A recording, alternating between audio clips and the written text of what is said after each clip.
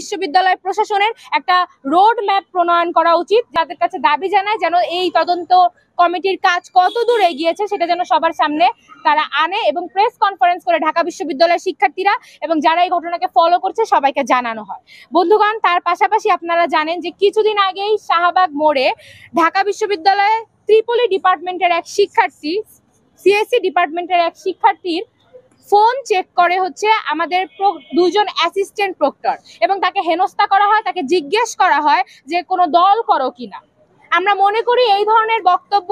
ব্যক্তিগত ফোন তল্লাশি করার যে আচরণ, তা ব্যাপক অগণতান্ত্রিক এবং বিগত ফ্যাসিস্ট রেজিমের যে আওয়ামী প্রশাসন ছিল বিশ্ববিদ্যালয়, তার কর্তৃক কিন্তু বিশ্ববিদ্যালয়ের শিক্ষার্থীরা এই ধরনের আক্রমণের বহুবার শিকার হয়েছে। অভ্যুত্থান পরবর্তী সময় এই ধরনের আচরণ আমরা অভ্যুত্থানের পক্ষের কোনো প্রশাসনের কাছ থেকে আশা করি না। যদি তারা করে থাকে তাহলে আমরা মনে করি তারা আসলে অভ্যুত্থানের পক্ষের শক্তি না। এই বিষয়ে আপনারা জানেন যে একটা তদন্ত কমিটি গঠন করা হয়েছিল এবং কিছুদিন আগে কিন্তু ভুক্তভোগী ফেসবুকের আরেক স্ট্যাটাসের মাধ্যমে জানায় যে সেই তদন্ত কমিটিতে থাকা একজন প্রক্টর, একজন শিক্ষক, একজন মেম্বারই নাকি তাকে সফট থ্রেট দিয়েছে।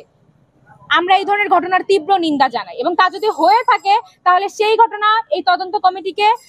দেখতে হবে এবং প্রক্টরকে আসলে স্পষ্ট করতে হবে যে তারা এই বিষয়ে কি ধরনের ব্যবস্থা গ্রহণ করবে। আমরা দেখতে পাচ্ছি যে সারা ক্যাম্পাস জুড়ে শিক্ষার্থীদের যে নিরাপত্তা তা নানাভাবে বিঘ্নিত হচ্ছে। এই নিরাপত্তা বিঘ্নিত হচ্ছে হল প্রশাসন কর্তৃক, বিঘ্নিত হচ্ছে আমাদের প্রক্টোরিয়াল বডি কর্তৃক, যারা কিন্তু আসলে শিক্ষার্থীদের গার্ডিয়ান হওয়ার কথা। কিন্তু একই সাথে আমরা আবার দেখতে পাচ্ছি যে শিক্ষার্থীদের নিরাপত্তার নামে নানা ধরনের স্ট্যান্ডবাজি আমাদের ঢাকা বিশ্ববিদ্যালয় যে ছাত্র সংসদটা আছে তার কর্তৃক আমরা দেখতে পাচ্ছি, যেখানে আমাদের প্রতিনিধিদের হাতে লাঠি এবং তারা সেখানে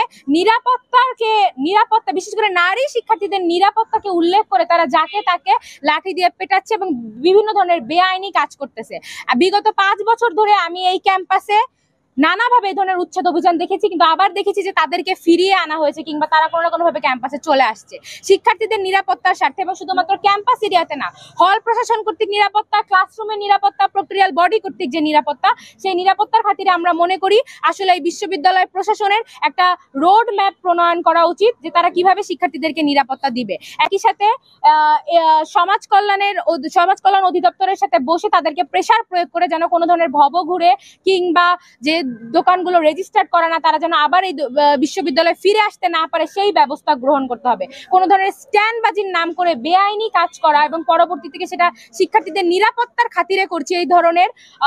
এক্সকিউজ ব্যবহার না করার ক্ষেত্রে আসলে বিশ্ববিদ্যালয় প্রশাসনের দায়িত্ব ডাকসুকে জানানো, তাদের সাথে বসা এবং তাদের এই ধরনের বেআইনি কাজকে আসলে শোকজ করা। একই সাথে আমরা প্রক্টরকে জানিয়েছি যে কিছুদিন ধরেই যখন আমরা এই উচ্ছেদ প্রক্রিয়া, আমি আবারও স্পষ্ট করছি, উচ্ছেদ প্রক্রিয়া যেভাবে হচ্ছে তার প্রতিবাদ এবং তার সমালোচনা যখন বিশ্ববিদ্যালয়ের শিক্ষার্থীরা করছে, বামপন্থী শিক্ষার্থীরা করছে, তখন ঢালাওভাবে ডাকসুর প্রতিনিধিরা তাদেরকে মাদকাসক্ত, চাঁদাবাজ এবং মাদক ব্যবসায়ী বলে সোশ্যাল মিডিয়াগুলোতে তাদের অফিসিয়াল আইডি থেকে ডিফেম করার চেষ্টা করছে। এই ধরনের আচরণকে আমরা ব্যাপকভাবে অগণতান্ত্রিক এবং ফ্যাসিবাদী মনোভাবধারী বলে মনে করি এবং বিগত দিনগুলোতে আমরা দেখি যে ছাত্রলীগ বিরোধী শক্তিগুলোর সাথে এই ধরনের আচরণ করেছে।